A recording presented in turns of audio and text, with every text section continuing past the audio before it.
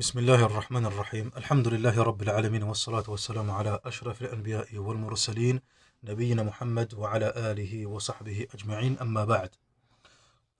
On poursuit Inch'Allah Tabaraka wa Ta'ala notre lecture du livre نيل الرجاء في بشرح سفينة النجاة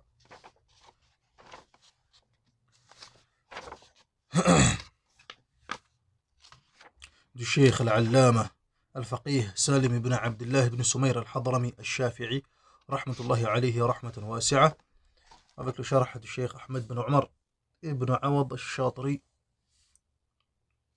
الشافعي رحمة الله عليه رحمة واسعة. Donc nous sommes arrivés, Inch'Allah tabaraka bihamdillah rabbil alamin, au fasl concernant Mujibat al-Ghusl, ce qui implique le grand lavage. Al-Ghusl, Mujibat al-Ghusl. قال المصنف رحمه الله تعالى موجبات الغسل ستة. Donc ce qui implique le lavage, ils sont au nombre de 6. Lorsqu'on parle du lavage, on parle bien évidemment du ghusl, on parle du grand lavage. Donc on a al-wudu, les ablutions mineures, et on a al-ghusl, le grand lavage ou les ablutions majeures. Al-ghusl lughatan silan al-ma' ala al-shay. Al-ghusl, le lavage, c'est le fait de quoi? Donc de faire couler de l'eau sur quelque chose. Wa shar'a, shar'an, dans son sens religieux, silan al-ma' ala jami' al-badan bi niyyatin makhsousa. C'est le fait de faire couler de l'eau sur l'ensemble du corps avec une niyya bien précise, une intention bien particulière. Donc ici ce qu'on va voir c'est quoi? Al-asbab allati yajibu al-ghusl bi husul wahid minha.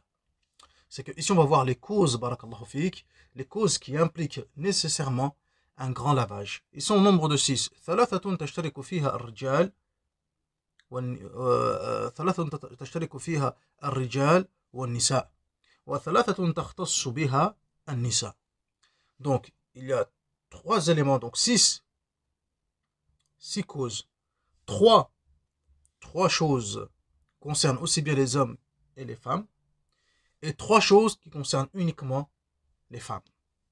Donc les 3 choses qui concernent aussi bien les hommes que les femmes, la première, il dit al-musannif rahimahullah ta'ala, ilaj al-hashafa fi al-farj. Ilaj al-hashafa fi al-farj. C'est quoi donc? La pénétration. Il s'agit là de la pénétration. Donc lorsque la tête du pénis tamam pénètre complètement l'appareil génital féminin, à ce moment-là, le ghusl est obligatoire. Et ça, c'est le sens du hadith du prophète sallallahu alayhi wa sallam, idha altaqa al-khitanan faqad wajaba al-ghusl. Lorsque les deux parties génitales se touchent, alors le ghusl devient obligatoire. Donc, est-ce que c'est tout simplement toucher? Là, les ulama, ils ont expliqué. Les ulama, ils ont expliqué, même certains ont rapporté carrément l'ijma' sur cela. Il s'agit de la tête, al-hashafa. Al-hashafa, c'est la tête. Hein, la tête du pénis qui pénètre complètement l'appareil génital de la femme. طيب, al-muhim. Donc ça, c'est la première cause. La deuxième cause, c'est khuruj al-mani. Khuruj al-mani. L'éjaculation. Tamam. Donc, s'il y a éjaculation, aussi bien pour l'homme comme pour la femme, طيب, cela implique quoi donc? Le grand lavage. Par contre, il faut savoir une chose, c'est que le mani, son hukm, c'est at-tahara. C'est que le mani, il est pur. Le mani, il est pur. Seulement la sortie, c'est l'éjaculation, tamam, qui va être une cause, et non pas la présence du mani. Mais c'est l'éjaculation, le fait qu'il soit sorti, qu'on ait éjaculé, que ce soit pour l'homme ou pour la femme, cela implique le grand lavage. Mais le mani n'est pas impur. Le mani est il est tahir. طيب.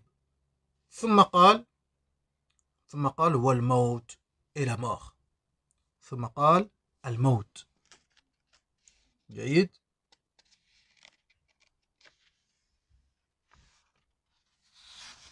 Donc la mort aussi également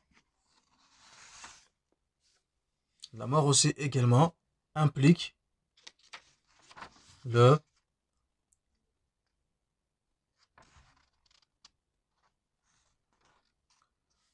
implique de faire le grand lavage. Al-Ghusl. On fait le grand lavage au mayyit, au défunt.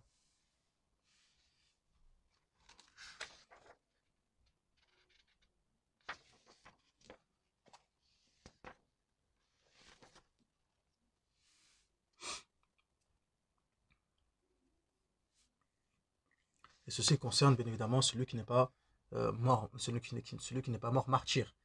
Étant donné que le martyr, il est enterré comme il est, sans lavage, etc. Jaïd. Donc ça, ce sont les trois éléments qui concernent aussi bien les hommes que les femmes. Ensuite, les trois éléments qui ne concernent uniquement que les femmes, al-hayd, les menstrues, al-haydou, les menstrues, taïb. Et on rappelle que al-hayd, c'est un sang naturel, taïb, qui est évacué par la femme, et ceci généralement de façon mensuelle.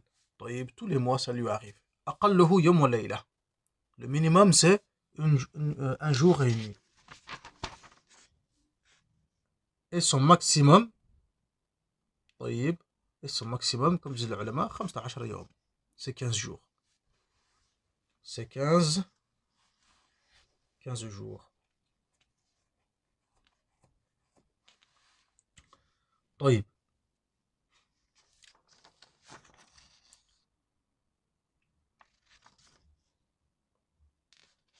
Donc une fois que il n'y a plus les menstrues, la femme se doit de quoi donc de se laver et de se purifier. Comme dans le hadith rapporté par Al-Bukhari et Muslim, إذا أقبلت الحيضة فدعي الصلاة فإذا ذهب قدرها فاغسلي عنك الدم وصلي. رواه الشيخان. Le prophète sallallahu alayhi wa sallam, qu'est-ce qu'il dit? Lorsque al-hayd, les menstrues, arrivent, délaisse la prière. Une fois que celles-ci sont terminées, lave-toi, purifie-toi, lave le sang, puis tu pries.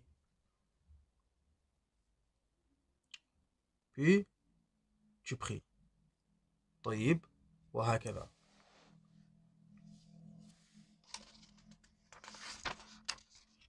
Là, afwan, ce hadith il concerne celle qui est touchée par ce qu'on appelle de métrorragie. Afwan. Celle qui est touchée par ce qu'on appelle l'istihada, la métrorragie. Celle qui est donc elle a du sang, car on a dit que les menstrues c'est une journée et une nuit, yawm wa layla, tayyib, ça c'est son minimum, et le maximum c'est 15 jours. Et le maximum c'est 15 jours. Tayyib. Maintenant il y a des femmes qui sont atteintes de ce qu'on appelle de métrorragie. Le sang ne cesse de couler. Plus de 15 jours, 20 jours, 30 jours, et ça coule. Comment elle peut faire à ce niveau-là? C'est le hadith que je viens de citer à l'instant, rapporté par Al-Bukhari et Muslim, où le prophète sallallahu alayhi wa sallam a dit إذا أقبلت الحيضة فدعي الصلاة. Tu calcules, tu regardes. Lorsque ton moment de menstru habituel il arrive, t'arrêtes de prier. Tu estimes et t'arrêtes de prier à ce moment-là. Une fois que cette période-là est terminée, tu laves le sang que tu as, puis tu pries. Tamam. هذا هو. جيد. Ensuite, al-nifas, les loquis. Ça, encore une fois, c'est le sang qui sort après quoi donc? Après l'accouchement. Et ça, c'est un élément qui est khas pour la femme. C'est un élément qui est khas pour la femme. جيد. Donc, la femme est atteinte après l'accouchement, elle a des loquis, des saignements, طيب, qui vont survenir et ils vont être présents. Tamam. Et ça dure généralement, adatan, une quarantaine de jours. Mais ça peut être moins. Ça peut être beaucoup moins. À partir du moment où le sang arrête de couler, elle se lave et elle prie. Elle n'attend pas forcément les 40 jours. Elle n'attend pas forcément les 40 jours. Seulement, adatan, généralement, ça peut arriver, la majorité, ou en moyenne, c'est une quarantaine de jours. Et il n'y a pas forcément un minimum. Tamam. هذا هو والحمد لله. طيب, une fois qu'on a connu les causes, qui impliquent quoi donc? Le ghusl, en sachant qu'on a aussi également, donc si on les si on les répète, ilaj al-hashafa, ilaj al-hashafa fil farj.